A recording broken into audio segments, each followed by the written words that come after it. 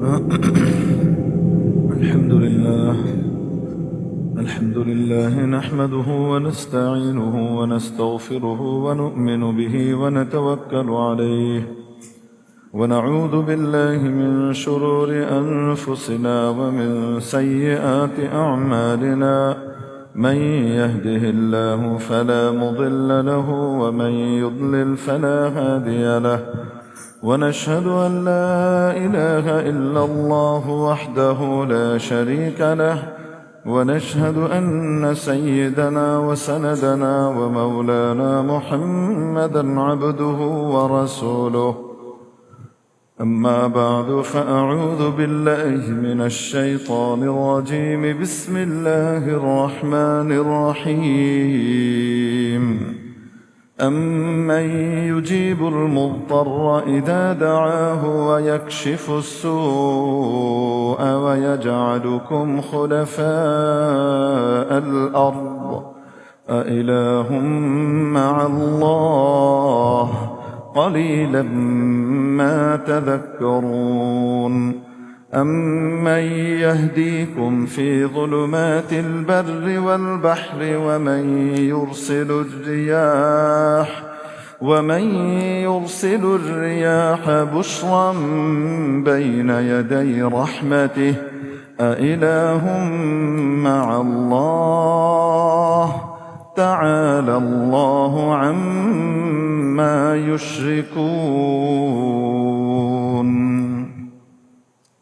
صدق الله مولانا العظيم 20 নম্বর পারার প্রথম পৃষ্ঠা থেকে সূরাতুন নামলের 62 এবং 63 নম্বর আয়াত দুখানি তেলাওয়াত করা হয়েছে। ইরশাদ হচ্ছে, আচ্ছা কে সে,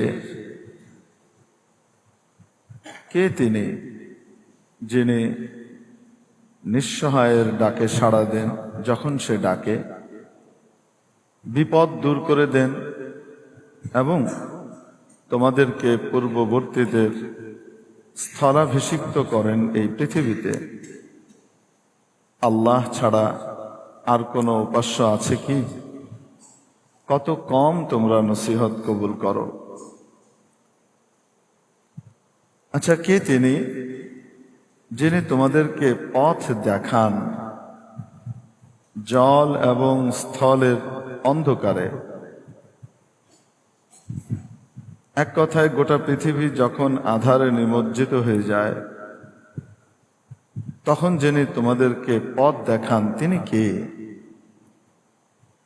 এবং কে তিনি যিনি সুসংবাদের বাতাস প্রেরণ করেন, সুসংবাদবাহী বাতাস প্রেরণ করেন নিজ রহমত প্রকাশ করবার নিমিত্তে? আছে কি কেউ আল্লাহর সাথে অন্য কোনো উপাস্য? আল্লাহ অনেক ঊর্ধ্বে তাদের চেয়ে, যাদের সাথে তারা শরীক করে, যাদেরকে তারা শরীক সাব্যস্ত করে, যে সমস্ত বস্তুকে তারা শরীক সাব্যস্ত করে সে সব কিছুর চেয়ে আল্লাহ অনেক অনেক ঊর্ধ্বে। 62 নম্বর আয়াতে রব্বুল জালাল জানিয়েছেন আমাদেরকে যে যখন কোনো অসহায় বান্দা, অসহায় বান্দি আল্লাহ তাআলার কাছে ইখলাসের সাথে চায়, আল্লাহকে ডাকে, তখন আল্লাহ অবশ্যই তার ডাকে সাড়া দেন।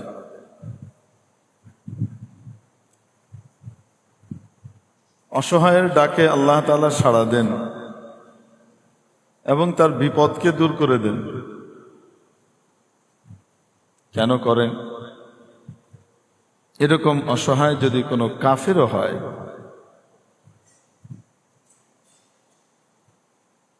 আর ইখলাসের সাথে সব কিছু থেকে নিজেকে বিচ্ছিন্ন করে, সব কিছু থেকে নিজেকে আলাদা করে, হতাশ হয়ে, নিরাশ হয়ে একমাত্র আশার বাঁধন সে জুড়ে দেয় আল্লাহ তাআলার সাথে, এবং সে তখন বিশ্বাস করতে থাকে যে আল্লাহ ছাড়া আর কেউ বাঁচানোর নাই। ওরকম মুহূর্তে আল্লাহ রাব্বুল আলামিন কোন কাফেরও যদি এভাবে আল্লাহর কাছে চায়, আল্লাহ তাআলা তার ডাকে সাড়া দেন। কোরআনে কারীমে অন্যত্র সূরা ইউনূসের মধ্যে রব্বুল আলামিন অদ্ভুত এক উদাহরণ দিয়ে আমাদেরকে বুঝিয়েছেন, এবং কাফেররা কি করে, তাদের আচরণটা কেমন হয়, এবং তখন তারা কি অবস্থায় চলে যায় তার পরবর্তীতে। এটা একটা চিত্রায়ন আল্লাহ করেছেন। সূরা ইউনূসের 12 নম্বর আয়াতে আল্লাহ তাআলা বলেন, ওয়াইদা মাসাল ইনসানা আদ-দুর, যখন মানুষ কোনো ক্ষতির মুখে পড়ে এবং সে বিপদগ্রস্ত হয়, বিপদ তাকে স্পর্শ করে, দাআনা লিজামবিহি আও কাঈদান আও কাঈমা, সে যে অবস্থায় থাকুক না কেন, চাই সে শুয়ে থাক, চাই সে দাঁড়িয়ে থাক অথবা বসে থাক, যে অবস্থায় সে থাকুক না কেন সে আল্লাহকে ডাকতে থাকে এবং আল্লাহর কাছে সে মুক্তি চেতে থাকে। এটির আরেক তর্জমা হলো আও বিমানা ওয়াও, অর্থাৎ শোয়া, বসা, দাঁড়ানো, সর্বাবস্থায় সে আল্লাহকেই ডাকে, কারণ এই বিপদ থেকে উদ্ধার করার আর কেউ নাই। আল্লাহ তাআলা বলেন, আমি কবুল করি, তার কথাটা শুনি, শুনে যখন তার বিপদটা দূর করে দিই না, তারপরে কি করে জানো? ফালাম্মা কাশাফনা আনহু দুররাহ, যখন তার বিপদটিকে আমি তার কাছ থেকে দূর করে দিই, দূরে সরিয়ে দিই, তাকে বিপদ মুক্ত করে দিই, মাররা, সে একটা পল্টি মারে, কাআল্লাম ইয়াদউনা ইলা দুররিম মাসসা, এমন ভাবে পল্টি মারে যেন কোনোদিন তাকে কোনো বিপদ স্পর্শই করে নাই আর সে আমাকে ডাকেই নাই। কাযালিকা যুয়্যিনা লিল মুসরিফিনা মা কানু ইয়ামালুন, আল্লাহ তাআলা বলেন যে এভাবেই সীমা লঙ্ঘনকারী যারা, তাদের কাছে সুশোভিত করে দেয়া হয় যা তারা করে সেটাকে। শয়তান তাদের কাছে তাদের মন্দ কাজগুলোকেই ভালো কাজ হিসেবে চিত্রিত করে, তখন তারা ওটাকেই ভালো মনে করতে থাকে। সীমা লঙ্ঘনকারীদের অবস্থাটা এমনই হয়। সারা দুনিয়ার সবাই ফিলিস্তিনিদের উপরে জুলুম দেখতে পেলেও, জেনোসাইড দেখতে পেলেও, অস্ত্রবাহী বিমান নিয়ে ইসরায়েলে যেতে হবে, এই ব্যাপারে আমেরিকান এয়ারফোর্সের পাইলটরা অস্বীকৃতি জানালেও, প্রতিবাদ জানালেও, জেনোসাইডে আমরা অংশগ্রহণ করব না, উল্টো তাদেরকে গ্রেপ্তার করে সাজা ভোগের ব্যবস্থা করানো হয়। সারা পৃথিবী তাদের স্বাধীনতার পক্ষে কথা বললেও মাথা মোটা ড্রামের মাথায় আসে না। তার কাছে মনে হয় এইটাই ঠিক, সে শুধু 7ই অক্টোবরই দেখে। 7ই অক্টোবরের আগের দশকের পর দশকের নির্যাতনার জুলুমগুলা সে আর দেখে না। 7ই অক্টোবর এটা যে দেয়ালে পিঠ থেকে যাওয়া মানুষের সর্বশেষ প্রতিবাদ, মরছি যেহেতু, প্রতিদিনই যেহেতু মারছে আর মরছি, কেউ জানে না তো মেরে মরি,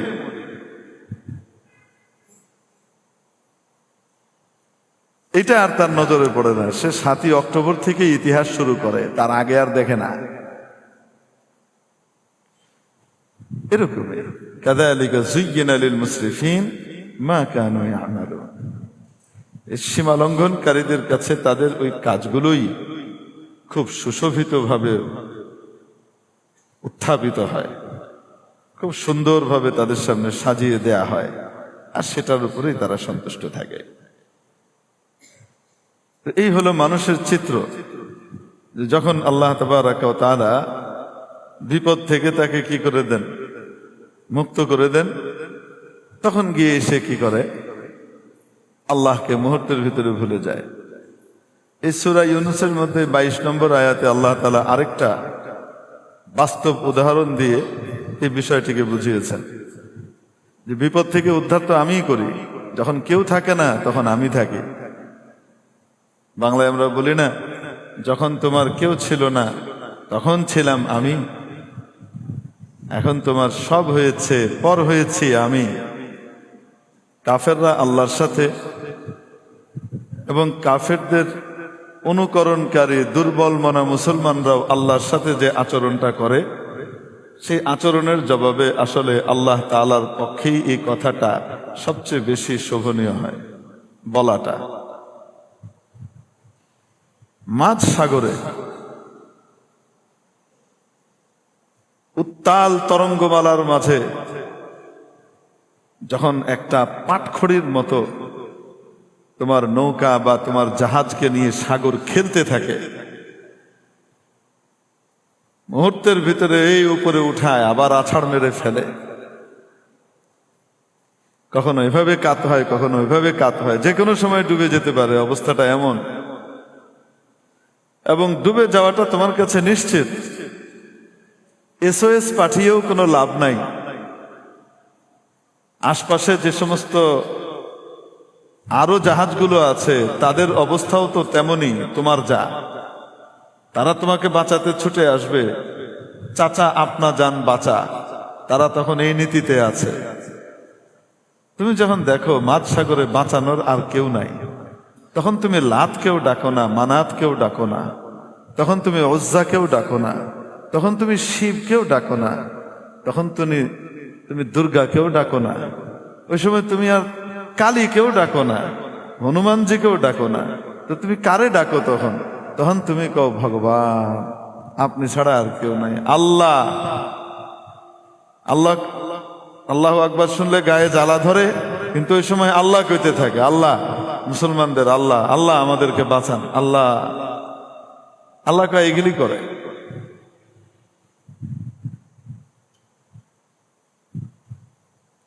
هو الذي يسيركم في البر والبحر حتى إذا كنتم في الفلك وجرين بهم بريح طيبة وفرحوا بها جاءتها ريح عاصف وجاءهم الموج من كل مكان وظنوا أنهم أحيط بهم دعوا الله مخلصين له الدين। আল্লাহ বলে প্রমোদ ভ্রমণে বেরিয়েছে মনে করো, বা খুব নিশ্চিন্তে সাগরে সফর করা শুরু করেছে। ওয়াল্লাযী ইউসাইয়িরুকুম ফিল বাররি ওয়াল বাহর হাত্তা ইযা কুনতুম ফিল ফুলক।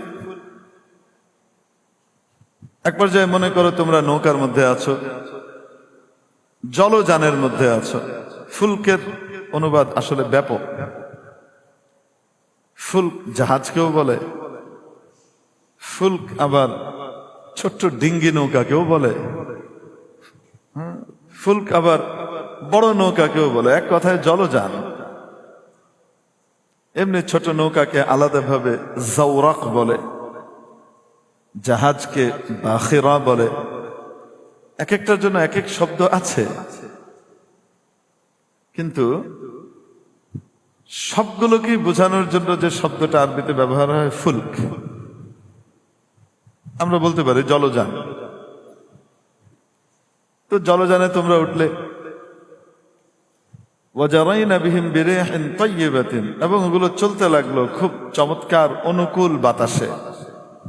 আবহাওয়া বড় অনুকূল, চমৎকার আবহাওয়া, অনুকূল বাতাস চলছে।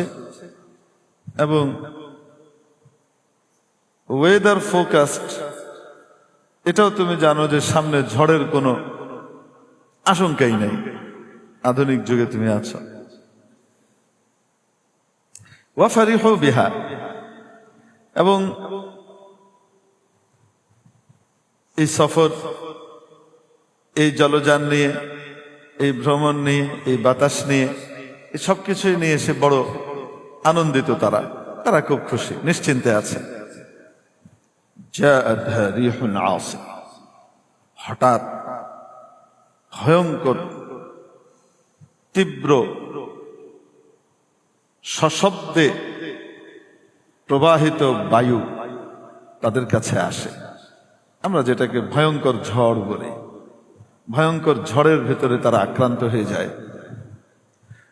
এবং অবস্থা এমন, ওয়াজাআহুমুল মাউজ মিন কুল্লি মাকান, চারিদিক থেকে তাদেরকে পাহাড়ের মতো বড় বড় ঢেউগুলো ঘিরে ফেলে। অবস্থা এমন হয় মাঝে মাঝে না, যখন ঢেউয়ের নিচে পড়ে ঠিক ওই সময়টা এমন হয় যে চারিদিকে পাহাড়ের মতো ঢেউ, কিছু দেখা যায় না, সে তলায় পড়ে আছে। ওই সময় আবার আরেকটা ঢেউ তাকে নিয়ে মাথায় উঠায়, আবার ফেলে, এই হতে থাকে। চারিদিক থেকে মৌজ, ঢেউ তাদেরকে ঘিরে ফেলে। ওয়াযান্নু আন্নাহুম উহীতা বিহিম, এবং তারা নিশ্চিত হয়ে যায়, আইকানু বিল হালাক। ওয়াযান্নু আন্নাহুম উহীতা বিহিম আইকানু বিল হালাক ওয়াল মাউত, তারা নিশ্চিতভাবে ধরে নেয় এ যাত্রা বাঁচার কোনো উপায় নাই, আমরা ভয়ঙ্কর বিপদের আবর্তে পড়ে গেছি, এখান থেকে মুক্তি পাওয়ার আর কোনো রাস্তা নাই। আল্লাহ বলেন এই অবস্থায় কি করে, দাআউল্লাহ মুখলিসিনা লাহুদ্দিন, তখন তারা বড় ইখলাসের সাথে একমাত্র আল্লাহকে ডাকে। তাদের দিলের ভিতরে আর কেউ থাকে না, শুধু কে থাকে, আল্লাহ। আল্লাহ আপনি বাঁচাতে পারেন, আর কেউ পারে না, আল্লাহ শুধু থাকে মাথার মনের ভিতরে।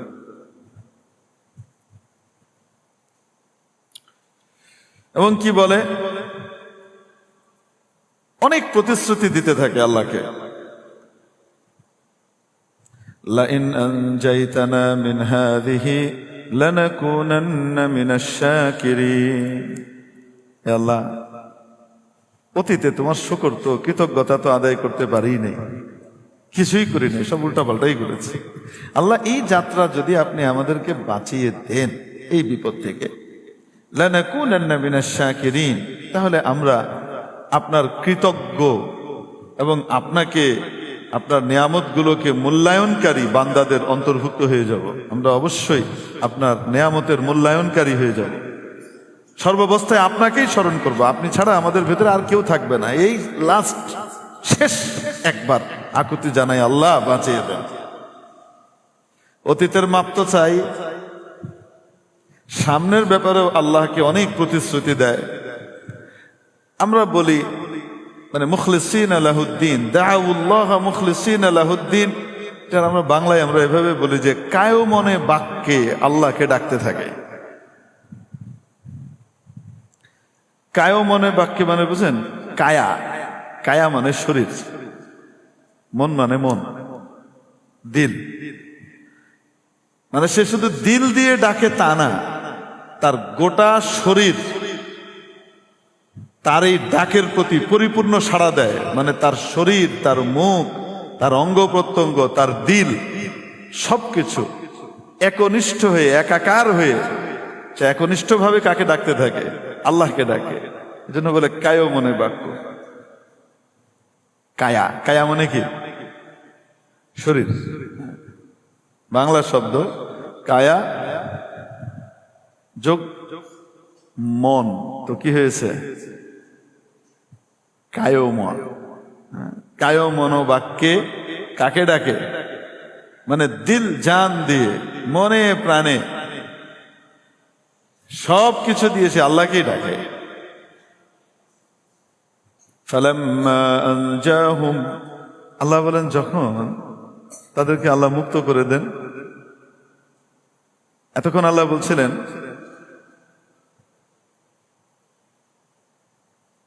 এটা কি কোন পুরস্কার? মধ্যম পুরুষ, হ্যাঁ, উত্তম পুরুষ, মধ্যম পুরুষ, নাম পুরুষ, মুতাকাল্লিম, হাজির, গায়েব। এতক্ষণ বলছিলেন কিন্তু কিভাবে? মধ্যম পুরুষ দিয়ে। কিছুক্ষণ নাম পুরুষে গিয়েছেন, এরপরে কোথায় গিয়েছেন? মধ্যম পুরুষে এসেছেন।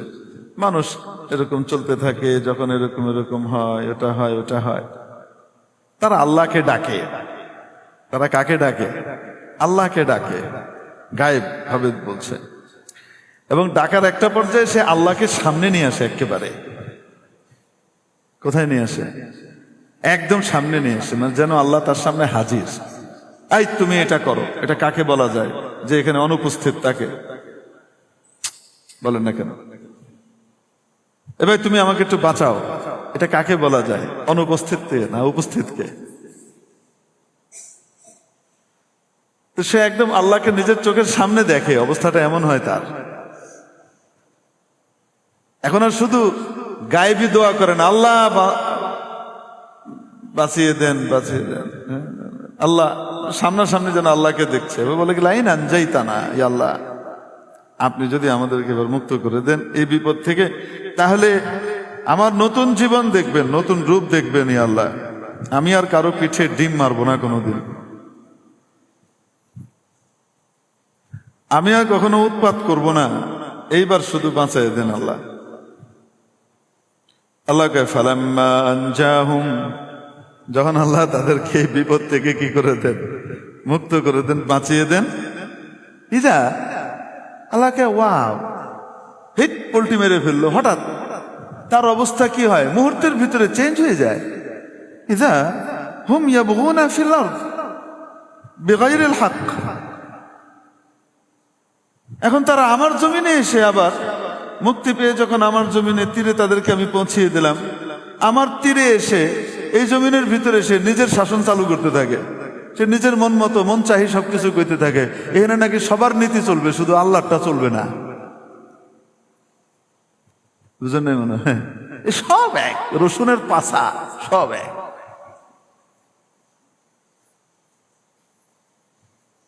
আল্লাহর বিধান পৃথিবীতে বাস্তবায়ন করাকে খিলাফত বলে।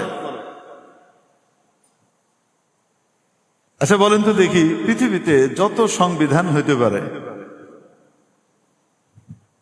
যত দৃষ্টিভঙ্গি হইতে পারে, সবচেয়ে বেশি জ্ঞানী আমরা কাকে মনে করি? সবচেয়ে বেশি বিবেচক একজন মুসলমান কাকে মনে করে? আসতে বলেন, সবচেয়ে বেশি বিবেচক আল্লাহ কাকে মনে করে? বান্দারা কাকে মনে করে? মুসলমানরা। যারা আল্লাহকে স্বীকার করে না তাদেরটা বলছে না, মুসলমানরা কাকে স্বীকার করে? আল্লাহকে।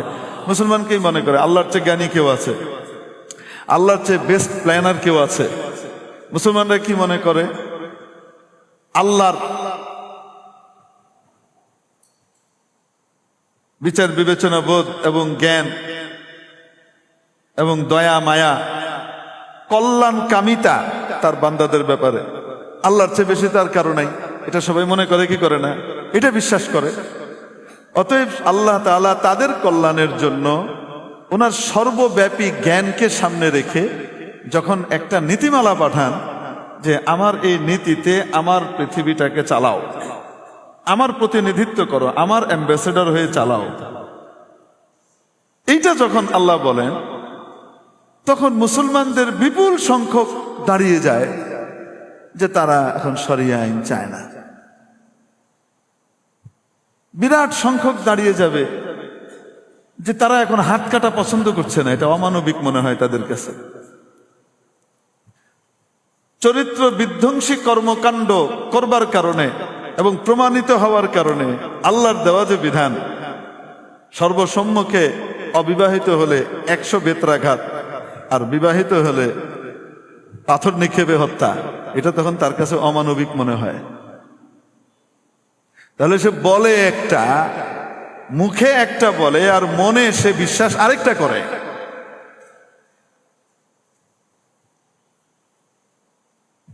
একজন মুসলমান সে যদি এই আইনটা বাস্তবায়ন করতে নাও পারে, তারপরেও তাকে বিশ্বাস করতে হবে এইটাই একমাত্র ইনসাফ, এইটাই একমাত্র গোটা মানব জাতির প্রতি দয়া। ওয়ালা তাখুদকুম বিহিমা রাফাতুন ফি দীনিল্লাহ। সূরাতুন নূরের ভিতরে যখন আল্লাহ তাআলা ব্যভিচারী এবং ব্যভিচারিণীর বিধান বলছেন, সেখানে এটা বাস্তবায়ন করার ক্ষেত্রে যেন, আল্লাহর দ্বীনকে বাস্তবায়ন করার ক্ষেত্রে যেন তোমাদের ভেতরে কোনো মায়া স্পর্শ না করে, কারণ তোমার চেয়ে বেশি মায়া উনার।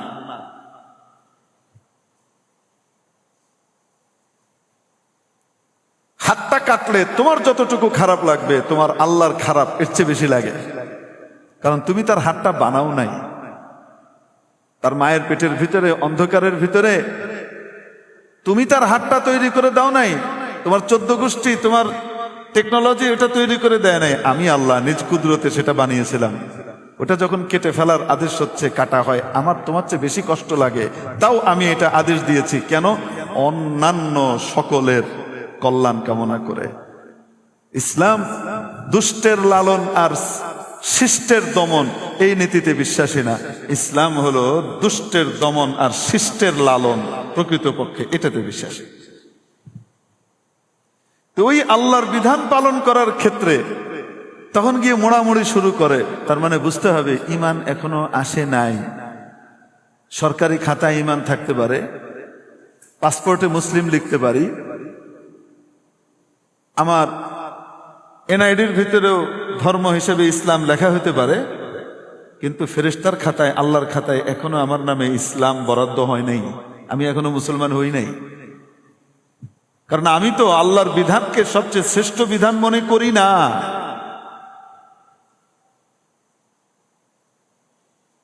যদি করতাম, যদি বিশ্বাস করতাম, তাহলে ওটা বাস্তবায়ন কিভাবে করা যায় আমি সেটার জন্য মেহনত করতাম। আপনি বলতে পারেন অমুক খারাপ, তমুক খারাপ, এদেরকে দিয়ে হবে না, ওদেরকে দিয়ে হবে না।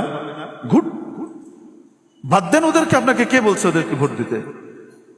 কে বলছে আপনাকে অমুককে তমুককে দেওয়ার জন্য? আপনি কায়েম করেন না,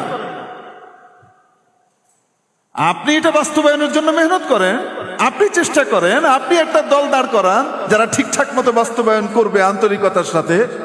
আমরা সকলে আপনার সাথে যাব, অসুবিধা কি? আপনি এটা বাস্তবায়নের জন্য কোনো মেহনত করবেন না। নিজের জমি রক্ষা তো খুব ভালো করে করেন। আপনার জমিটার যদি কোনো জাল দলিল পেরে কেউ নিবার চায়, আপনি সেখানে তো সর্বশক্তি দিয়ে নিয়োগ করেন, তখন আপনার সুশীলগিরি থাকে না। তখন আপনি একেবারে আদালতের কাঠগড়ায় গিয়ে, তারপরে এমনকি তাকে উৎখাতের জন্য প্রয়োজনে মারধর যদি করা লাগে, কারণ তার জাল দলিল, তার পিটানোর জন্য ব্যবস্থা যেটা লাগে দরকার হলে সেটা তো করেন, তখন তো আপনার সুশীলগিরি থাকে না। কেন? জাল দলিল নিয়ে আইছে, মালিকানা আপনার। তা আপনার আল্লাহ আপনাকে যে বিধান দিল জমিনটার ভিতরে, সেটার ভিতরে যখন আরেকজন জাল দলিল নিয়ে আইসা অন্য সংবিধান দিয়ে, অন্য কিছু দিয়ে এখানে কি করতে চায়, এটাকে পরিচালনা করবার চায় আর দখল করবার চায়, তখন আপনার মনের ভিতরে কিছুই আসে না। কিসের মুসলমান? এ সমস্ত মুখরোচক বলি দিয়ে কিয়ামতের দিন বাঁচা বহুত মুশকিল।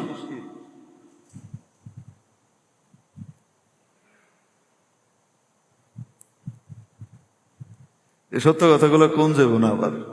কেন কইলে তো হুজুর আপনি জঙ্গি হয়ে যাবেন। হ্যাঁ, আবার এটাও একটা বিষয় আছে, কেউ বললেই সেখানে দৌড় মেরেন না। আলেম ওলামার কাছে জিজ্ঞেস করেন, হক্কানি আলেম ওলামার কাছে জিজ্ঞেস করেন, এরা যে দাবি করতেছে, এরা যে বলতেছে, এদের সাথে কি আমি যেতে পারি কি পারি না? বললেই কেউ দৌড় মেরেন না। বুঝেন নাই মনে হয়? যাচাই করা যায়। কিন্তু জমিন কার? তো জমিন যার, হুকুম কার?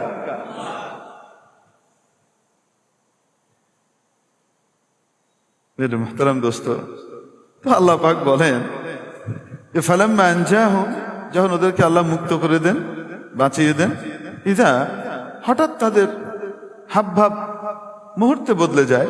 হুম ইয়াবগুনা ফিল আরদি বিগাইরিল হক, অন্যায়ভাবে তারা পৃথিবীর ভিতরে বাগাওয়াত করতে থাকে, পৃথিবীর ভিতরে আল্লাহর সাথে বিদ্রোহ করতে থাকে, এরা সীমা লঙ্ঘন করতে থাকে। আল্লাহর নীতিমালাকে লঙ্ঘন করতে থাকে, আর তারা এখন আর আল্লাহকে চিনে না। আল্লাহ বলেন, ইয়া আইয়ুহান নাস ইন্নামা বাগয়ুকুম আলা আনফুসিকুম মাতাআল হায়াতিদ দুনিয়া। এ লোক সকল, তোমরা যে আমার বিরুদ্ধাচারণার অবাধ্যতা করো, কত বড় একটা হলো তুমি গুনাহ করো, অন্যায় করো, কিন্তু এটাকে স্বীকার করো যে এটা গুনাহ। আর আরেকটা হলো আমার বিরুদ্ধে তুমি অবস্থান নাও। এই যে কাজটা করছো না, এটা পার্থিব জীবনের কিছুদিনের উপভোগের বস্তু। বাস এই পৃথিবীতে কিছুদিন ভোগ করে নিবা, তারপর কি হবে জানো? আমি পৃথিবীতেও তোমাকে মাইর খাওয়াই দিতে পারি। তুমি শুধু পরে গিয়ে মায়ের খাবা তা না, এই পৃথিবীতেই তুমি উপভোগ্য কিছু জীবন পাবা, কিন্তু এখানে আমি তোমাকে বেইজ্জত করে দিতে পারি। তুমি তোমার দেশে অনুষ্ঠিত অনুষ্ঠানে অংশগ্রহণ করবার জন্য সবকিছুকে বন্ধ করে তুমি যখন উঠতে গেছো, এতক্ষণ উঠতেছিল, আর তুমি পা দিয়ে এক কদম চলার পরেই এসকেলেটর বন্ধ করে দিতে পারি। তুমি ব্যয়া ব্যয়া হাইটে উঠবা। তোমার ক্ষমতা যে ফুটটুস, এটা আখেরাতে তো পরে, দুনিয়াতেই দেখো। মনে হয় আপনারা দেখেন না, মানে আসলে আপনার নেটে থাকেন না, তো জানেন টানেন না। আমাদের মাঝে মাঝে নেটে ঢুকতে হয়। এই যে জাতিসংঘের অধিবেশন হচ্ছে না, সাধারণ পরিষদের অধিবেশন, কোথায় হচ্ছে এখন? আমেরিকায় হচ্ছে। তো ওইটার যে দণ্ডমুণ্ডের কর্তা হিসেবে ড্রাম সাহেব নিজেকে যে বিশাল কিছু মনে করে না, ওনার গাড়ি বহর যাবে, তার পাওয়ারটা ওইখানে এরকম, তার গাড়ি বহর যাবে, তারা মেখো আছে না, মেখো, ফ্রান্সের প্রেসিডেন্ট, নিরাপত্তা কর্মীরা তাকে আটকাই দিছে। কেন? এখন আমাদের প্রেসিডেন্টের গাড়ি বহর যাবে এখান দিয়ে, এই অধিবেশনে অংশগ্রহণ করার জন্যই মেখোকে আটকাই দিছে। এখন ওনার গাড়ি বহর যাবে, তারপরে আপনি যাবেন। পাওয়ারটা তার কেমন? ওই বাপরে বাপ, পৃথিবীতে তো দেখাই সব কিছুতে, তার নিজের দেশে পাওয়ার তো আরো বেশি। কুল্লু কালবিন বিবাবিহি বাহ, কুত্তা যেখানেই থাক না কেন, তার নিজের বাড়ির দরজায় খুব গেউ গেউ করে না কেন? কুত্তা অন্য এলাকায় দৌড়ানি খাইলেও নিজের বাড়ির দরজায়, নিজের এরিয়াতে সে সবচেয়ে বড় মাস্তান, খুব চিৎকার করে, গেউ গেউ করে, আছে না? আরবিতে হলো কুল্লু কালবিন বিবাবিহি বাহ। কুত্তা নিজের বাড়ির দরজায় বড় মাস্তান হয়, খুব চিৎকার করতে পারে। তো তার বাড়ির ভিতরে জাতিসংঘের অধিবেশনে অংশগ্রহণ করবার জন্য, হলে ওঠার জন্য এসকেলেটর দুইটা চলতেছে পাশাপাশি। একটাতে সে পা দিছে, তার চালা চামুন্ড সহ দিয়ে এক সিঁড়ি পরিমাণ উঠে এসকেলেটর থেমে গেছে। পাশেরটা কিন্তু চলতেছে, উপরেই যেতেছে, ওইটা কিন্তু থেমে গেছে। তারপরে এখন কি মান সম্মান বাঁচানোর জন্য এখন তার কইতে পারে না, কেন বন্ধ হলো, আমি নেমে আবার ওইটাতে যাই। আমি তো আর ভুল করতে পারি না, আমি যেটা দিয়েছি এটাই ঠিক, অতএব ব্যয়া ব্যয়া উঠি। ওই গাছ পাওয়ার মতো ব্যয়া ব্যয়া উঠছে। আর সাধারণ সিঁড়ি ধাপগুলা সর্বোচ্চ 6 ইঞ্চি হয়, 3 ইঞ্চি থেকে 4 ইঞ্চি, 5 ইঞ্চি, 6 ইঞ্চি হয়, একটু উঠতে হয়। এসকেলেটরের এক একটা ধাপ কতটুকু উঁচু হয়? 10 থেকে 12 ইঞ্চি। ডবল খাটা খাইটা কি করতে হবে? উঠতে হবে। ওইভাবে উঠছে। তো আল্লাহ পাক পারেন কি পারেন না? আরে পরে তো পরে, দুনিয়াতেই তোরে দেখাইতেছি, দেখ তোর ক্ষমতার এরিয়ার ভিতরে তোরে আমি খাড়া করে উঠাবো। আল্লাহ গান, ইয়া আইয়ুহান নাস ইন্নামা বাগয়ুকুম আলা আনফুসিকুম মাতাআল হায়াতিদ দুনিয়া। তোমাদের যে বিরুদ্ধাচারণার অবাধ্যতা, এটাতে আমার কিছু আসবে না, এটা তোমাদের ঘাড়ে নিপতিত হবে, এটা তোমাদেরই ক্ষতি ডেকে আনবে, আমার কিছু হবে না। তবে এটা পার্থিব জীবনের কিছুদিনের উপকরণ, একটু মজা আর কি, নিয়ে নাও।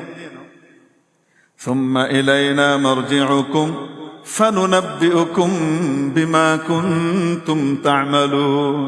তারপরে ওই দুনিয়ার জীবনটা শেষ হওয়ার সাথে সাথেই দেখবানে আমার দুনিয়াতে থাকতেই আমার ফেরেশতা গিয়ে বেরেনি শুরু করে দিছে। বাড়ি খাইতে খাইতে বেরিবা, কবরে যেবার চাবা না, কিন্তু সেখানেও বেরেনি শুরু হবে। মায়ের শুরু হবে, সাপের দংশন শুরু হবে, জাহান্নামের আগুনের ভিতরে ওখানে জ্বলবা, সবকিছুই চলতে থাকবে। আর আমার কাছেই তো ফিরে আসতে হবে।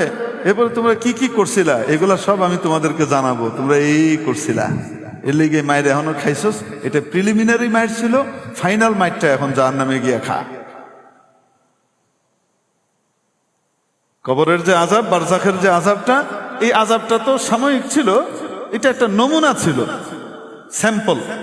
জাহান্নামের আযাব কেমন হইতে পারে এটা একটা স্যাম্পল ছিল। স্যাম্পল তো আর আসল না, খাজানা। নমুনা হলে এনে খাজানাটা হয়েছে জাহান্নামে। এবার যে খাবি আমার বিচারটা করে লই, তোকে হুনাই দিই কিয়ামতের দিন। তো মানুষের যে অবস্থা, সে যখন বিপদে পড়ে তখন একমাত্র কাকে ডাকে? আর এরকম ব্যক্তি যদি কাফেরও হয়, তারপরেও যখন সে কায়মনো বাক্যে আল্লাহকে ডাকে অসহায় হয়ে, আল্লাহ তার ডাকেও সাড়া দেন।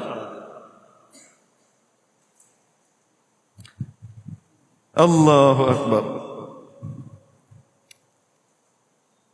প্রিয় উপস্থিতি, একবার ইউএস বাংলায় করে আমরা যাচ্ছিলাম কক্সবাজার, প্রমোদ ভ্রমণে না, দায়িত্ব পালনের জন্য। তখন আমাদের রোহিঙ্গা ভাইদের ঘটনা মাত্র ঘটেছে।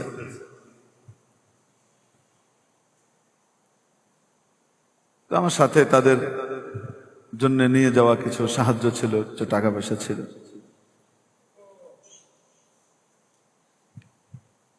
তো যাচ্ছে 2017 ঘটনা গালিবা।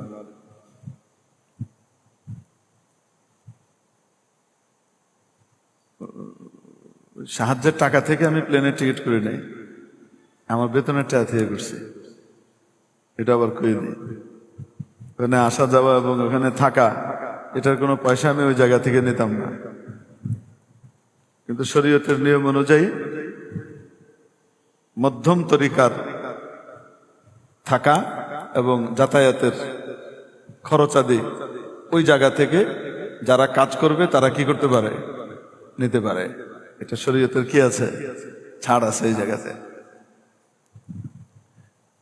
এই জন্য বলে দিলাম যে ওখান থেকে এটা কি করে নেই আল্লাহর রহমতে। তো যেতে যেতে কক্সবাজারে ল্যান্ড করব।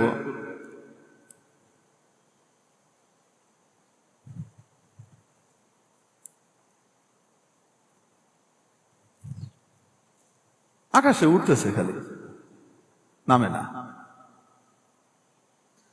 একবার এসে একদম কাছাকাছি এসে আবার উঠে গেল।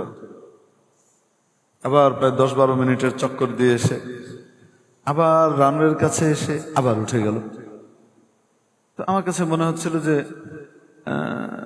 রানওয়ে বিজি, অথবা ওই সময়টায় কক্সবাজার এয়ারপোর্টটা অত বড় ছিল না। ওখানে একটা বোয়িং থাকলে, মানে বোয়িং 737 একটা থাকলে আরেকটা ল্যান্ড করতে পারতো না ওই সময়। তো এটা ঢাকা থেকে তারা কনফার্ম হয়ে তারপরে কি করতে যেত যে না, এখন ওখান থেকে বোয়িং 737 একটা উঠে গেছে, অতএব এখন আরেকটা যেতে পারে। তো আমি ওদের টারমাক দেখছি, তার টারমাক খালি। কাকতালীয় ভাবে ওই সময় কোনো সিট না পাওয়ায় আমার ওই দিন যেতেই হবে দ্রুত। তো বিজনেস ক্লাসে সিট করে 3,500 টাকার টিকিট 11,500 টাকা দিয়ে কেটে বসতে হয়েছে। একটাই সিট আছে, আর কোনো সিট নাই। তারা বলতেছে বিজনেস ছাড়া কিছু নাই। তো এখন একদম সামনে থেকে আমি দেখছি, একবার, দুইবার, তিনবার, চারবার, শেষবার একেবারে এত নিচ দিয়ে উড়ে গেল। এয়ারপোর্টের যে বিল্ডিং আছে সেই ভবনের সাথে আমার মনে হলো যেন কি হবে, পেটের সংঘর্ষ হবে। মানে তেরছা উড়ে গেল। এবার আর রানওয়েতে নামে নাই, এভাবে হঠাৎ বাঁক নিয়ে তেরছা উড়েছে। তো মোটামুটি আমি বুঝলাম যে কোনো গন্ডগোল হয়েছে, কোনো ঝামেলা আছে। আমি যে ওখানকার পার্সার ছিল, তো তাকে ডাকলাম। মানে ওই ক্যাবিন ক্রুদের হেড যিনি থাকেন আর কি, সাধারণত একদম সামনে ওই জায়গাটাই উনি থাকেন, আমির সাহেব। তো তোমাকে আমি ডাকলাম, ডেকে বললাম যে ভাই কিছু বলার দরকার নাই, প্যানিক নিয়েন না, কিছু বললে এখন প্যানিক হবে। যদি কোনো সমস্যা হয়ে থাকে তো পাইলটকে বলেন সোজা ঢাকা উড়াল দিতে, ওখানে ইমার্জেন্সি ল্যান্ডিং এর ব্যবস্থা হবে। এনে কিচ্ছু নাই রেস্কিউ করার মতো। সে আমারে কয় না না স্যার সব ঠিক আছে, কোনো অসুবিধা নেই, ওকে। আধা ঘন্টার উপরে পার হয়ে গেছে, ওইখানে আকাশে উঠতেছি নামতেছি আর উঠতেছি, 40 মিনিটের উপরে পার হয়ে গেছে। হে কয় কোনো সমস্যা নাই। তো আমি বললাম আচ্ছা ঠিক আছে, কোনো সমস্যা নাই। তো বসে আছে, কিছুক্ষণ পর দেখি নিচে পাহাড় পর্বত দেখা যায় এবং তার অ্যালটিটিউড যতটুকু ছিল এটার চাইতে অনেক উপরে উঠে আসছে। তো মনে মনে বুঝলাম হয়তো ঢাকার দিকে ফিরতেছে। ওই বেটাতে ওগুলো কোনো অসুবিধা নাই, পাইলট মনে হয় ঢাকায় ফিরতেছে, কোনো একটা সমস্যা আছে নিশ্চয়, কারণ পাহাড় পর্বতের উপরে তো থাকার কথা না। কিছুক্ষণ পরে নিচে নেমে আসলো, এখন দেখি জাহাজ দিয়ে ভর্তি, মানে চিটাং এয়ারপোর্ট আসছে আসলে। এখন চিটাং এয়ারপোর্টের ভিতরে তো এয়ারপোর্টের রানওয়ের একটু আগেই পাশেই কর্ণফুলী নদীটা এবং সাগরের মোহনা, ওখানে সব জাহাজ টাহাজ নোঙর করে থাকে। এই জাহাজ টাহাজের ভিতরে দেখি কাছাকাছি নেমে আসছে একেবারে। নেমে এসে আর মনে মনে আমি চিন্তা করতেছি, খোদা ল্যান্ড ফ্যান্ড যদি, তখন তো বুঝি নাই যে চিটাং আসছে, আমি চিন্তা করছি ল্যান্ড ফ্যান্ড যদি করতেই হয় তো সাগরেই করতে, সাগরের ভিতরে তো ল্যান্ড ফ্যান্ড করলে একটা কি হইতে পারতো, ভেসে মিশে থাকার ব্যবস্থা ছিল। জাহাজের লক্করের ভিতরে যদি পড়ে তো তাহলে তো কিছুই থাকবে না, সবার আগে তো আমিই যাব, যাত্রীদের সবার সামনের সিটে আমি, আর আমার পিছনের সিটে হলো বিজনেস ক্লাসে এই সাভারের মুরাদ জং,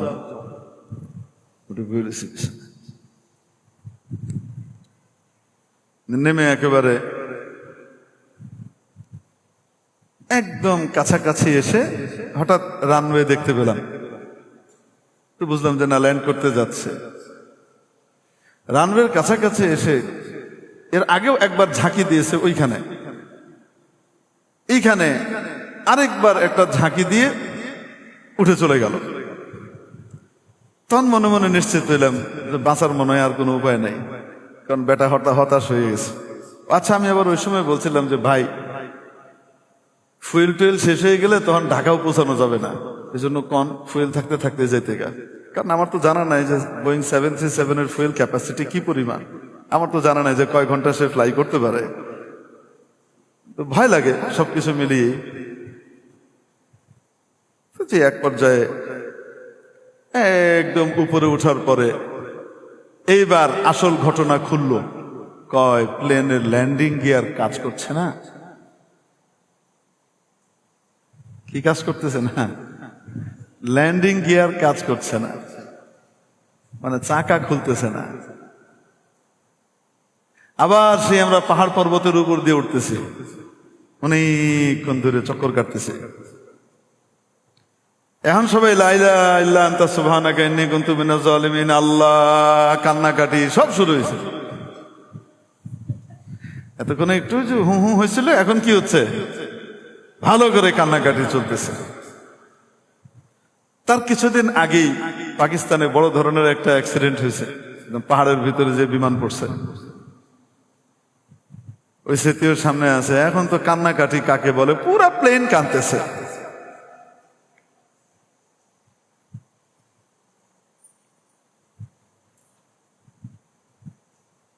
আমিও মোটামুটি দোয়া টোয়া করে আল্লাহ তাআলার কাছে মাপটা পতিতের যা চাওয়ার সব চাইটাই নিলাম, যে আল্লাহ যাবই তো বোঝা যেতেছে, তা আপনার অনেক শুকরিয়া যে আপনি আমার তওবা করার মতো এই সুযোগটা দিছেন, প্রস্তুতি নেওয়ার মতো। ধুম করে মেরে গেলে তো টেরও পেতাম না। তো এই যে সুযোগ দিচ্ছেন এই জন্য আপনার অনেক শুক্রিয়া। কাঁদতেছি খুব, আর করবো না, দোয়া করতেছি বসে বসে, যেন আওয়াজ না হয় দোয়াতে, আবার এটাও চিন্তা করতেছি। চুপচাপ সবাই কাঁদতেছে। অনেকক্ষণ পর চক্কর কেটে এসে প্লেন হঠাৎ দেখে ল্যান্ড করলো। জীবনে বহু ল্যান্ডিং এর অভিজ্ঞতা আল্লাহ পাক দিয়েছেন, কিন্তু ওইবারের মতো এত স্মুথ ল্যান্ডিং আমার আর জীবনে কোনোদিন হয়নি। টেরই পাইনি যে মাটিতে নামছে এটা। এখন নেমে চলতেছে। এতক্ষণ সবাই কি করতেছিল বলেন তো? কান্নার রোলে কিছু করা যায় না।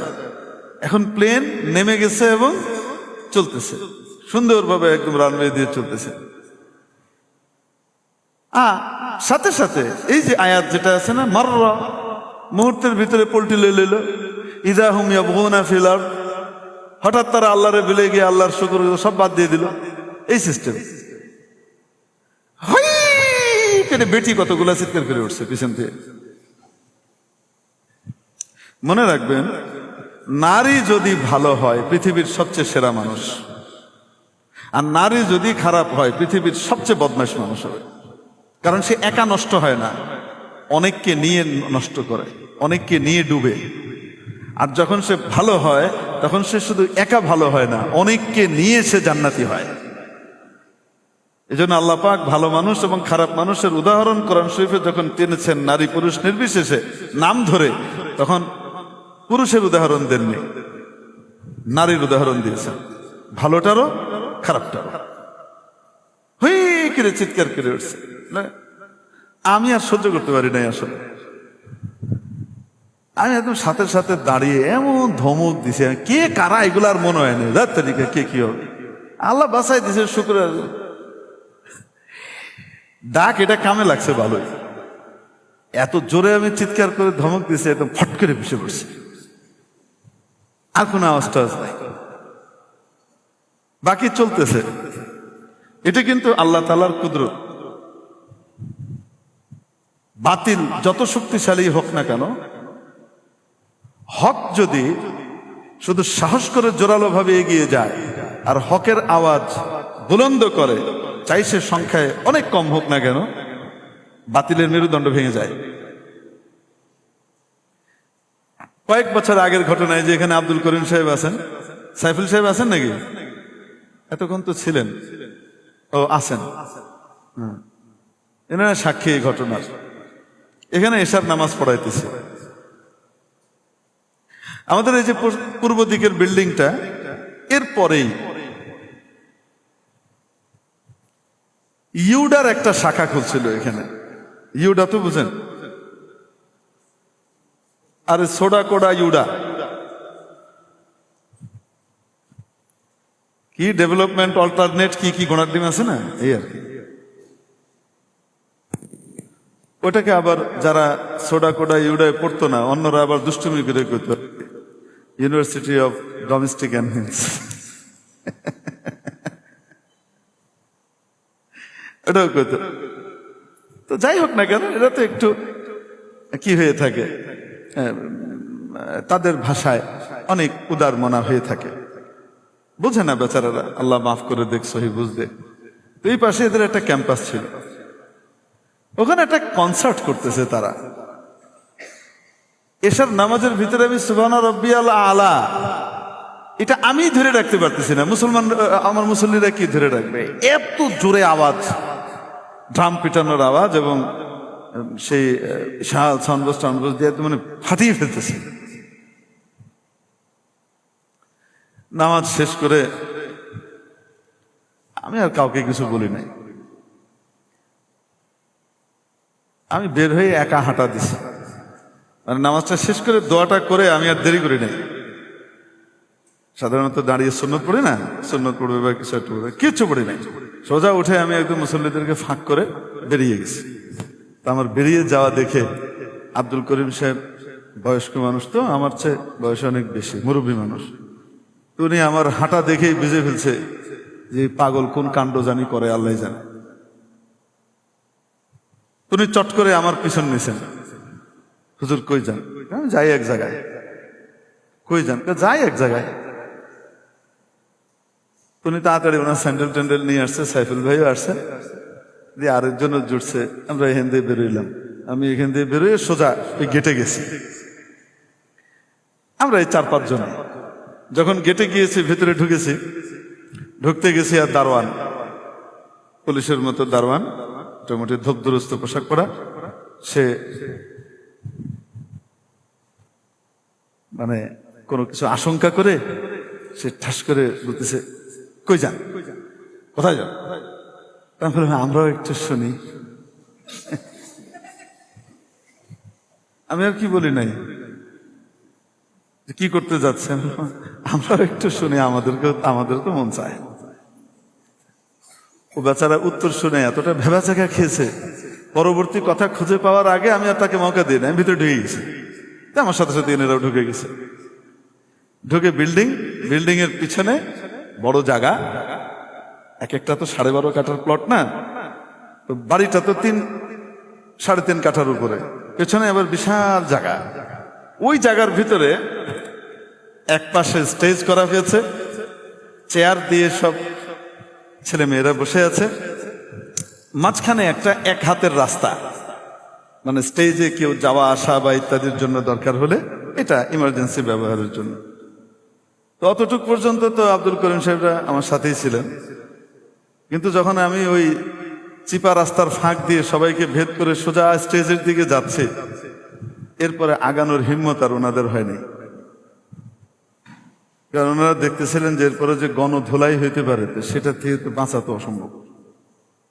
এই ব্যাটার পিছনে গিয়ে পৈতৃক প্রাণটা এখানে হারানোর তো কোনো অর্থ হয় না।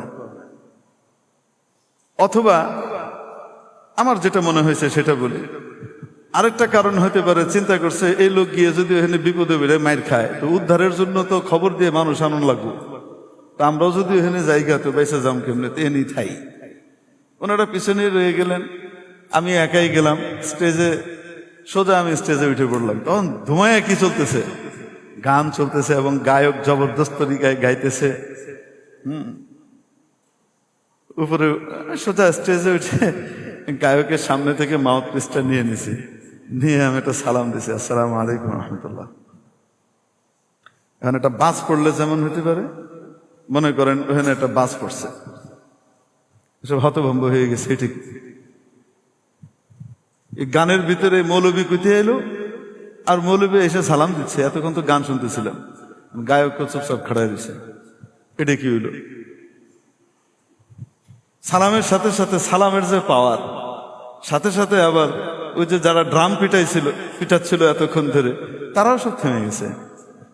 একদম পিন পতন নীরবতা, নিস্তব্ধতা। তো আমি খুব সুন্দরভাবে তাদেরকে অ্যাড্রেস করে কিছু কথা বললাম, খুব আন্তরিকতার সাথে, মোটেও গরম টরম হয় নাই। তাদের বিবেকটাকে জাগ্রত করবার চেষ্টা করলাম যে তোমরা দেশের সবচেয়ে সেরা প্রতিষ্ঠানের, অন্যতম সেরা প্রতিষ্ঠানগুলোর ভিতরে আন্তর্জাতিকভাবে স্বীকৃত একটা প্রতিষ্ঠানের তোমরা এখানকার সদস্য, তোমরা দেশের সেরা। তো সেরা বলে তারপরে আমি তাদেরকে শুরু করছি। এরপরে এখানে একটা মসজিদ আছে, তো আমি যখন কথা বলছি তো শুনছে মাঝখান থেকে। ওই যে বললাম না, কোন ছেলে কিন্তু দাঁড়ায় নাই, এক মেয়ে দাঁড়াইছে। সে দাঁড়িয়ে এই টাইপের একটা আওয়াজ করে সে উঠে দাঁড়াইছে।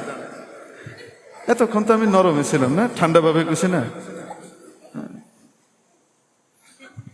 ও আওয়াজ করার পরে আমি আর ইয়ে করে, ও যে পরিমাণ আওয়াজ করছে তার চাইতে 10 গুণ আওয়াজ যেটা আছে আমার কাছে, এক ধমক আমি দিছি, চুপ, কটক করে বসে গেছে, আর কোনো কথা নাই। এবার আর কেউ কয় না, এবার একদম চুপ হয়ে গেছে। তারপরে আমি 5-7 মিনিটের ভিতরে কিছু কথা তাদেরকে বললাম, তাদের বিবেককে জাগ্রত করালাম। বাবা, তোমরা হয়তো নামাজ পড়ো না, কিন্তু নামাজ পড়তে পছন্দ করো। তোমাদেরই কোনো দাদা বা নানা, তোমাদেরই হয়তো বাবা চাচা এখানে মসজিদে নামাজ পড়তে আসছে, তোমরা কি এটা পছন্দ করো যে তোমাদের ড্রামের আওয়াজে তোমাদের বাপ চাচার নামাজ, তোমাদের দাদার নানার নামাজটা নষ্ট হোক?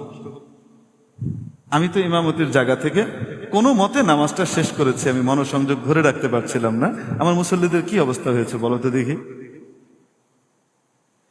তারপরে আনলাম, তোমরা নিশ্চয়ই চাও না, হয়তো তোমরা এখন নামাজটা পড়তে পারোনি যে আল্লাহ তৈরি করেছেন, কিন্তু তোমাদের মনের ভিতরে অনুশোচনা অবশ্যই আছে যে আল্লাহ আমাকে খাওয়ালেন, পড়ালেন, তৈরি করলেন মায়ের পেটে, তার জন্য আমি একবার নামাজটা পড়তে পারলাম না। এই অনুশোচনা অবশ্যই তোমার ভেতরে আছে। অবশ্যই তো তুমি চাও না যে তোমার নানা দাদার নামাজটা নষ্ট হোক। চুপ করে বসে আছে। তারপরে বললাম, তোমরা শিক্ষিত মানুষ, তোমাদের আশপাশে এটা একটা রেসিডেন্সিয়াল এরিয়া, এটা কোনো কমার্শিয়াল এরিয়া না, ইউনিভার্সিটির প্রোগ্রামের এরিয়াও না, এটা কোনো কি বলে, আমরা কি বলি না, কমিউনিটি হলও না, এটা একটা রেসিডেন্সিয়াল এরিয়া। তোমার আশপাশে বহু মানুষ আছে যারা হার্টের পেশেন্ট, অনেক মুরব্বী আছেন যারা হার্টের পেশেন্ট, এবং বৈজ্ঞানিকভাবে স্বীকৃত এই ভয়ঙ্কর আওয়াজ হার্টের পেশেন্টের জন্য বড় ক্ষতিকর। তাদের জন্য হর্নের আওয়াজও ক্ষতিকর, তার প্যালপিটেশন বেড়ে যেতে পারে। আল্লাহ না করুক যদি কারো প্যালপিটেশন বেড়ে যায়, হঠাৎ তার হার্ট অ্যাটাক হয়, আর ম্যাসিভ হার্ট অ্যাটাক হয়ে যায়, আর তাকে হসপিটালে নেওয়ার পরে তার মৃত্যুর সংবাদটা আসে, তোমরা কি কখনো এটা পছন্দ করবা? তোমাদের এই কাজের দ্বারা একজন মারা গেল, আনন্দ অবশ্যই করো। মোটামুটি চুপচাপ 5-7 মিনিট কথা বললাম, এদের ভিতরে একজন এদের যে বলে আমি নেমে চলে আসলাম। এখন তোমাদের ইচ্ছা, তোমরা কি করবা। চলে আসার পরে ওদের যে নেতৃবৃন্দ এরা সব পিছন পিছন আসছে, এই মসজিদের এখানে সামনে এসে বলতেছে, হুজুর আমরা সারা রাতের প্রোগ্রাম ছিল, আমরা আধা ঘন্টায় শেষ করে দিব, আর সাউন্ড এত কমিয়ে দিব যেন মসজিদ পর্যন্ত সাউন্ড না আসে, আমাদেরকে আধা ঘন্টার অনুমতি দেন, আধা ঘন্টা করেই আমরা চলে যাব। আমি বললাম, আমি তোমাকে আরেকটা কোশ্চেন করি, তুমি যদি দেখো তোমার সামনে একটা অগ্নিকুণ্ড, আর সেই অগ্নিকুণ্ডের ভিতরে একটা বিড়ালের বাচ্চা লাফ দিচ্ছে, সে পাগলের মতো লাফ দিতে চাচ্ছে, তুমি কি তাকে অনুমতি দিবা? তুমি কি চুপ করে দাঁড়িয়ে থাকবা না কি করবা? না, আমি অবশ্যই বাধা দিব, বিরত রাখবা, সে যেন পড়তে না পারে, এটা চেষ্টা করবা। হ্যাঁ, চেষ্টা করবো। আমি দেখছি তোমার এই কর্মকাণ্ডের কারণে তোমার জন্য জাহান্নামের আগুন বরাদ্দ হচ্ছে, তোমরা জাহান্নামের আগুনে ঝাঁপ দিচ্ছ, আমি আধা ঘন্টার জন্য জাহান্নামের আগুনে ঝাঁপ দেবার অনুমতি কিভাবে দিতে পারি? চলে গেল। 15-20 মিনিটের ভিতরে মোটামুটি কি কি করে টিরে সব শেষ করে গেল গা। এটা কিছুটা নিজের গান গাওয়া হয়ে গেল, তাই না? নিজের গান গাওয়া হয়ে গেল তা না, আমি বলতে চাচ্ছি আমার মতো দুর্বল মনা যে কোরবানির গরু জবাই করতে ভয় পায়, সারা জীবনে কোরবানির গরু জবাই করছে একটা, তাও মানুষ ভীতু বলবে তাই। আমার ছোট ভাই জবাই করে যাচ্ছে দমাদম, আর আমি জবাই করতেছি না, মানুষ কি করব, এই জন্য একটা জবাই করছে, রক্ত দেখতে পারি না। এই টাইপের ভীতু মানুষ যদি একা হকের কথা নিয়ে ওইখানে দাঁড়ানোর কারণে এই বাতিল বন্ধ হয়, তাহলে আপনাদের মতো শক্তিশালী এবং মজবুত হৃদয়ের মানুষ যারা, তারা ওখানে দাঁড়িয়ে বা হকের পক্ষে কথা বলে বাতিলের প্রতিরোধ করতে গেলে বাতিল বাংলাদেশে থাকে? আমরা তো সবাই মুখে কুলু পেটে বসে থাকি, সত্যি কথা বলবো না, নিয়ত করছি। আল্লাহ পাক আমাদেরকে হকের বাণী নিয়ে আগাবার কি করেন, তৌফিক দান করেন। তো ওই যে বলছিলাম না, ওই যে ওই সময় ওইরকম ফুরুত করে প্লেনের ভিতরে হুই করে উঠছে, বুঝলেন না? তো ওই সময় আর কিছু করলে দাঁড়িয়ে যে ধমক একটা দিছি আমি প্লেনে, আমি মৌলভী সাহেব নাকি এটা পরে ঠস করে বসে গেছে সব, আর কোনো চিল্লা হয় নাই। যাই হোক, একটু পরেই টের পাইল, এর কি আমরা কি নিরাপদে ল্যান্ড করছি? সুবহানাল্লাহ। বসে তো আছি সুন্দরভাবে, স্মুথলি প্লেন চলছে, কিন্তু আমি দেখছি প্লেনের গতি কমার কোনো নাম নাই। প্লেন ল্যান্ড করার পরে আস্তে করে পাইলট ব্রেক দিতে থাকে না, গতি কমাতে থাকে না? আরে নামানোর সময়ই তো গতি কমাতে হয়, নামানোর ভিতরেও একটা ইয়া আছে যে কত গতিতে নিয়ে আসতে হয়। 100 মাইল বা 150 মাইল স্পিডে নিয়ে আসতে হয়। এর চেয়ে বেশি গতিতে থাকলে আবার কি পড়বে, আছড়ে পড়বে। আবার কখনো কখনো যখন ঝড়ের তীব্রতা থাকে, বাতাসের বাড়ি থাকে, তখন গতি আবার বেশি কমানো যায় না, কমাইলে আবার উড়ায় ফেলায় দিবে। তখন আবার ওই গতি নিয়েই কি করতে হয়, রিস্কের উপরে ল্যান্ড করতে হয়। অনেক মানে কাজ কারবার আছে এখানে, খুব সহজ না ল্যান্ড করা। যেই গতিতে ল্যান্ড করেছে এটা তো ঠিক আছে, কিন্তু তারপরে কোনো ব্রেক ট্রেক নাই, চলছে তো চলছেই। আমরা তো মনে করেছি সব ঠিকঠাক হয়ে গেছে, তাই না? আসলে ঠিকঠাক হয় নাই। সামনের ল্যান্ডিং গিয়ার নামেই নাই, সামনের চাকা নামেই নাই, শুধু পিছনের চাকার উপরে ভর করে কি করছে, ল্যান্ড করছে। এবং দেখলাম আমরা পার হয়ে যাচ্ছি, এই পার হওয়ার দেখেই ফায়ার সার্ভিসের বিভিন্ন গাড়ি আশপাশ থেকে, তাদের সাইড রোড আছে ওই দিক থেকে দৌড়ে বেরোচ্ছে। তো তখন মনে হলো যে আসলে খুব স্বাভাবিক কিছু মনে হয় না। এখনো একটু পরে গিয়ে হঠাৎ ব্রেক করলেন পাইলট এবং গতি একটু কমেছে, খুব বেশি না। সামনের অংশটা পড়লো মাটিতে, পড়ে যে বাড়ি খেলো, বাড়ি খেয়ে খেয়ে এবড়ো থেবড়ো করে ঝাঁকাতে ঝাঁকাতে এখন আবার সব হুই গেছে, এখন আবার কান্নাকাটি শুরু হয়ে গেছে। কিন্তু ভিতরে ক্যাবিনে কিছু ধোঁয়া দেখা দিল, মানে আগুন লাগতেছে এই অবস্থায়। কারণ ইস্পাতের সাথে সোজা পিচের কি হচ্ছে, ঘষা খাচ্ছে এবং বাড়ি হচ্ছে। আল্লাহু আকবার। হয়তো পাইলট ওই যে অনেক দৌড়িয়েছে, ঘুরিয়েছে, এটার একটা কারণ হলো ফুয়েল কমিয়েছে। ফুয়েল মানে এরকম ইমার্জেন্সি ল্যান্ডিং এর সময় কি করে ফেলতে হয়, ফুয়েল যত কমানো যায় তত লাভ।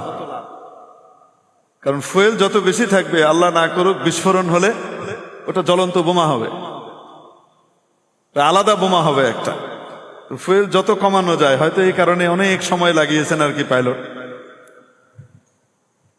গিয়ে কোনো মতে গিয়ে একদম আপনাদেরকে বলি থামলো। থামার পরপরই সবাইকে বললো যে আমরা আপনাদেরকে করছি, আপনারা বসেন শান্ত হয়ে। কে বসে? দরজা খুলে এক ধরনের বেলুনের মতো এক বের করলো। মানে বেলুনের মতো বললাম এই জন্য যে বাতাস ভরা, আসলে বেলুনের মতো না, ওটা একটা বিছানার মতোই। তো সর্বপ্রথম নামলাম আমি, আর আমি নিয়ত করতেছি যে নামতে যদি পারি আল্লাহর নামে, তো প্রথমেই আল্লাহর কাছে একটা সেজদা দিব। সেজদা দিতে হলে তো উজু লাগবে, উজু তো নাই। কিন্তু বান্দা যখন নিয়ত করে তো আল্লাহ এটা পুরা করে। তা আমি একদম প্রথম বেয়ে যখন যে নামলাম, নামার সাথে সাথে সামনেই দেখি ধান ক্ষেতের মতো মাটির ওর ভিতরে পানি জমে আছে, 4-5 ইঞ্চি পানি। এই ধান জ্বালা টালা গাছ টাছ এই টাইপের আছে, কিন্তু আবার কি আছে, পানি আছে, পানিটা পরিষ্কার। আমি সাথে সাথে উজু টুজু করলাম, কি হইলো না হইলো দেখলাম না, কারণ ডান দিকে তাকিয়ে দেখি আর যদি 50 গজ যাইতো তো তাহলে সোজা এয়ারপোর্টের রানওয়ের শেষ মাথায় যে দেয়াল, সেই দেয়াল ভেদ করে তারপরে যেত। তো ভেদ করতে গেলে তো সংঘর্ষে কি অবস্থা হইতো আল্লাহ জানে। হিন্দিতে উর্দুতে বলে বাল বাল বাচ গয়া, বাংলায় কয় কানের গোড়া দিয়ে বেঁচে গেছে। মানে গুলি একটা আসছিল, কানের লতি টাচ করে বেরোয় গেছে, মাথায় শুধু ঢুকে নাই আর কি। তারপরে কে কি নামছে পরবর্তীতে দেখছি যে সোজা সূর্যের দিকে তাকায় কোন দিকে কেবলা হবে, নামাজ টামাজ পড়ে তারপরে আল্লাহর নামে কি করছে, বেরোয় আসছে। তো ওই সময় আরেকবার অভিজ্ঞতা হলো, আমার তৎক্ষণাৎ কোরআনের এই আয়াত মনে পড়ছে।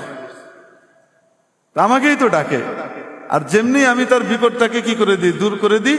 মাররাকা আল্লাম ইয়াদউনা ইলা দুররিম মাসসা, যেন কোনোদিন বিপদটাকে স্পর্শই করে না, এভাবে সে পল্টি মারে। তো যখন কোনো ব্যক্তি বিপদে পড়ে কাকে ডাকে, আল্লাহকে ডাকে, আল্লাহ তার ডাক শুনেন। কিন্তু যদি পরবর্তীতে সে আবার অস্বীকার করা শুরু করে, এরপরেও ডাক শুনবেন কিনা এটা কিন্তু চিন্তা ভাবনা আছে।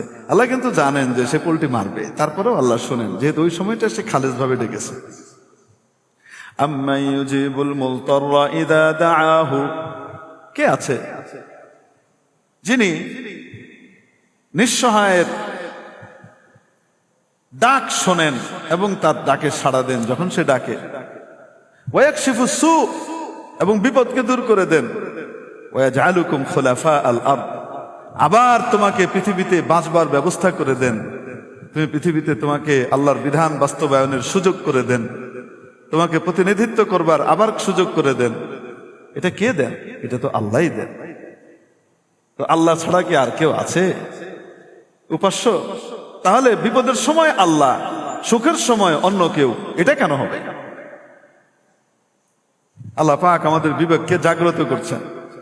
এবং আল্লাহ পাক শোনেন, কুফা শহরে এক কুলি ছিল, খুব নেককার, দিনদার, পরহেজগার।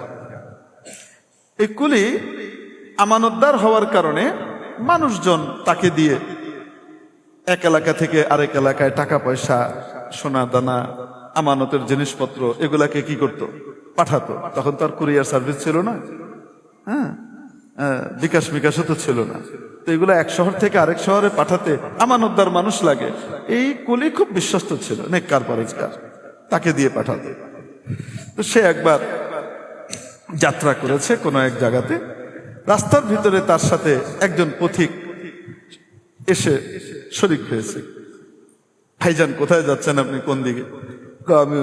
ভাই আমিও তো ওই শহরেই যাব।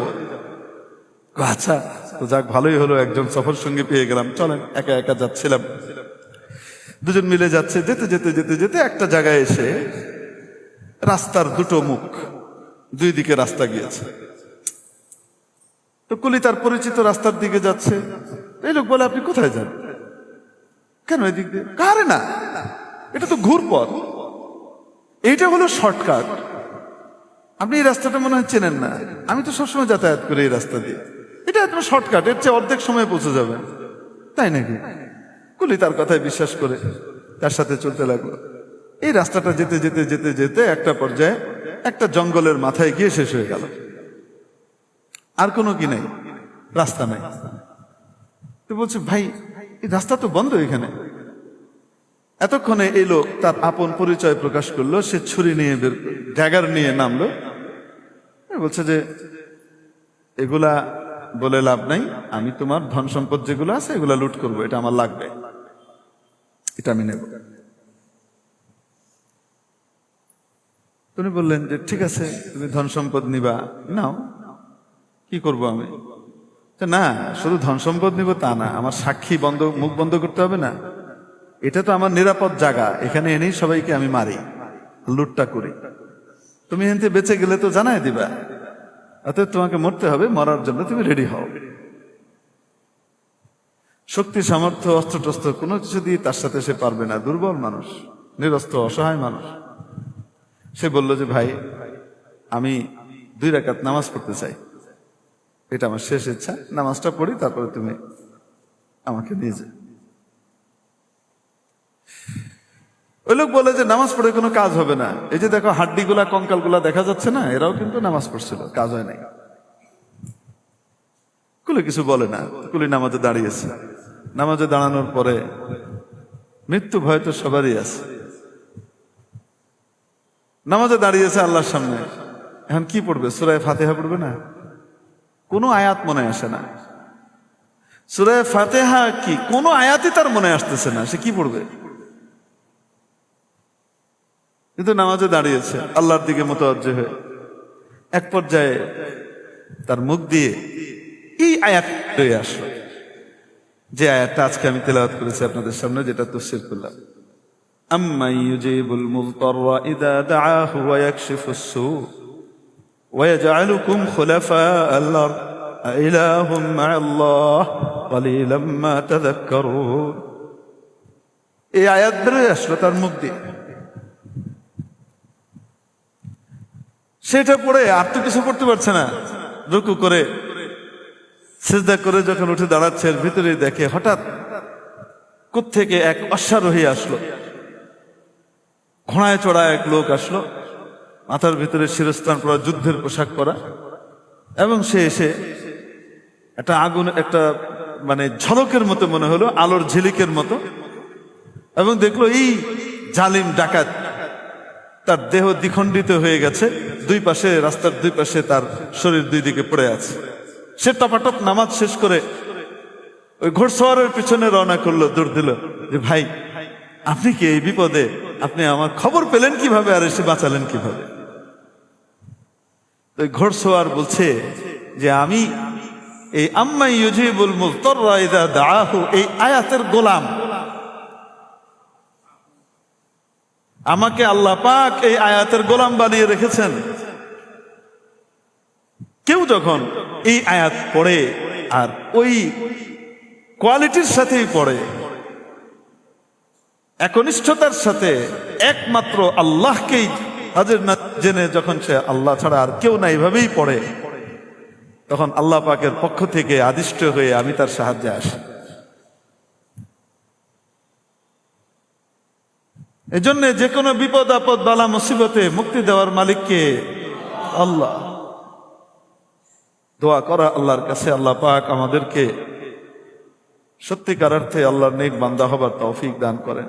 অনেকে অসুস্থ দোয়া চেয়েছেন। আজকে আমার দাদি জানের মৃত্যুবার্ষিকী, ইন্তেকাল করেছিলেন আমার দাদি জান। যখন ইন্তেকাল করেন তখন আমি হেজাজে মুকাদ্দাসে হজে ছিলাম। দাদি জানের জানাজাও পাইনি, কিছুই পাইনি। পরে এসে কবর জিয়ারত করেছি।